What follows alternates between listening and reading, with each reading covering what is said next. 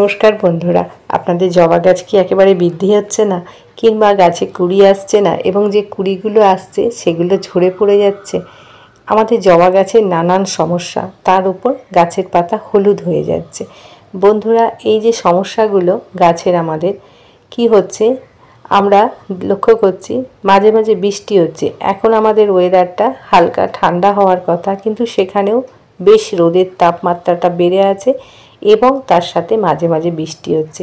আমরা যেমন ঠিক বুঝতে পারছি না ওয়েদার গাছগুলোর ক্ষেত্রেও ঠিক একই হচ্ছে কেন না এরা তো উদ্ভিদ এদেরও অনেক কিন্তু অসুবিধা হয়ে যাচ্ছে যেমন এই সময় গাছ হালকা ঠান্ডা বাতাসটা থাকার জন্য গাছ কিন্তু অনেক চেঞ্জ হওয়ার কথা কিন্তু সেখানেও গাছ ঠিকমতো বাড়তে পারছে না এবং সে কুড়িও আনতে পারছে না গাছে কেন না বৃষ্টির জলের কারণে টবের মাটিটা আমাদের ঠিকমতো শুকাতে পারছে না টবের মাটিটা আমরা জানি জবা গাছ খুব বেশি জল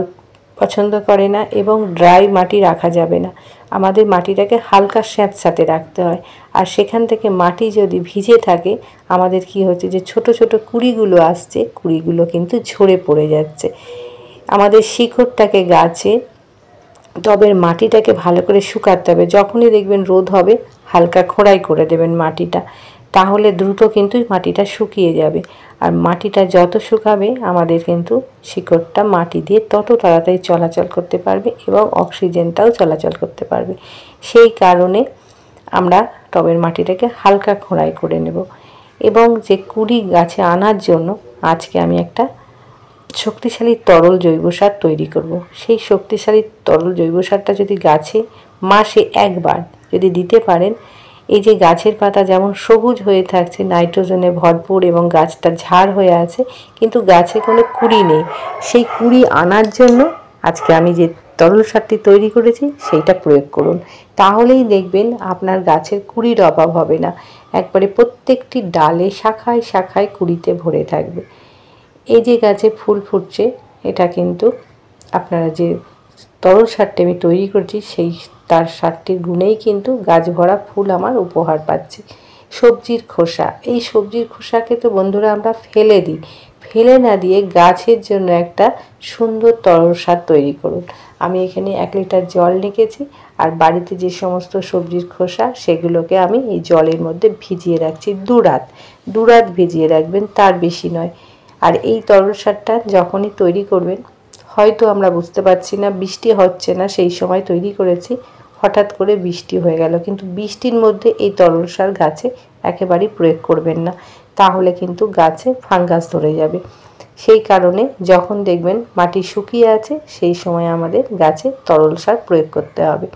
ছোট ছোট টিপসগুলো বন্ধুরা আপনারা কিন্তু একটু মনে রাখবেন এই যে সারটি তৈরি হয়ে গেছে এই তরল সারটাকে আমি ভালো করে ছাঁকনির সাহায্যে ছেঁকে নেব ছেঁকে নিয়ে তার মধ্যে এমন কিছু সার মেশাবো যে এই তরল সারটা আরও শক্তিশালী হবে গাছে ভরপুর কুড়ি সেই ভরপুর কুড়ি এবং গাছটা হেলদি হয়ে থাকবে তার জন্য কিন্তু আমি আরও কিছু মেশাবো এই জলটাতে দেখেই বুঝতে পারছেন ভালোভাবে কিন্তু এর নির্যাসটা এসে গেছে এরপর আমি কি মেশাবো আমি রেখেছি সরিষার খোল নিম খোল এবং বাদাম খোল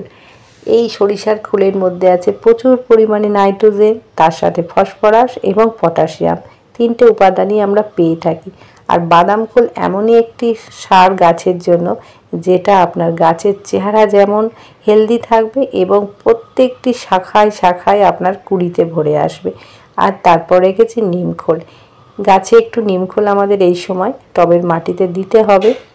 যাতে করে কোনো বিষাক্ত কোনো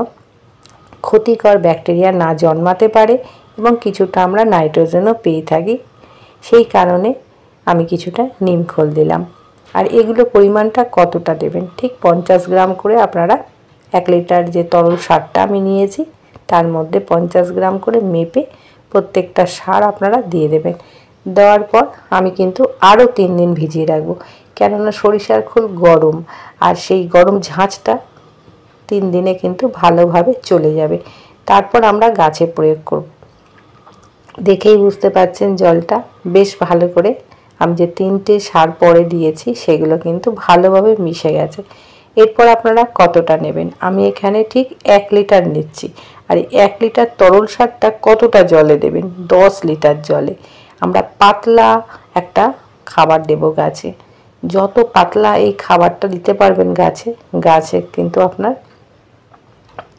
কোনো ফাঙ্গাস ধরার ভয় থাকবে না গাছে, এবং গাছটা আপনার সুন্দর হেলদি হয়ে বেড়ে উঠবে। এই খাবারটা আমি এবার পরিমাণে কতটা দেবেন, যদি ছোট ছোট টব হয় 8 থেকে 10 ইঞ্চি তাহলে 200 ml দেবেন, আর যদি 12-14 ইঞ্চি টব হয় তাহলে আপনারা 500 ml দেবেন। আমি এখানে একটা গোলাপ গাছে, বেশ টবটা বড়, আর সেখানে আমি এখানে কিন্তু 500 ml এই তরল সারটা দিয়ে দিচ্ছি। এই খাবারটা মাসে আপনারা একবার দেবেন। এই যে এখন গোলাপের ছোট্ট ছোট্ট সবুজ পাতা বার হচ্ছে, এখান থেকে কুড়ি আসবে, এই সময় যদি এই খাবারটা গোলাপ গাছে দিতে পারেন, আপনার প্রত্যেকটি ডালে দেখবেন গোলাপের কুড়িতে ভরপুর হয়ে যাবে। এইভাবে জবা গাছে এবং নানান যে সমস্ত ছাদ বাগানে গাছ আছে সব গাছে এই খাবারটা প্রয়োগ করুন। আজ গাছ ভরা কুড়ি এবং ফুল এইভাবে উপহার পান। আজকের মতো ভিডিওটি শেষ করছি। ভিডিওটি ভালো লাগলে অবশ্যই একটা লাইক করবেন, কমেন্ট করবেন। আজকের মতো নমস্কার, ভালো থাকুন, সুস্থ থাকুন, নমস্কার।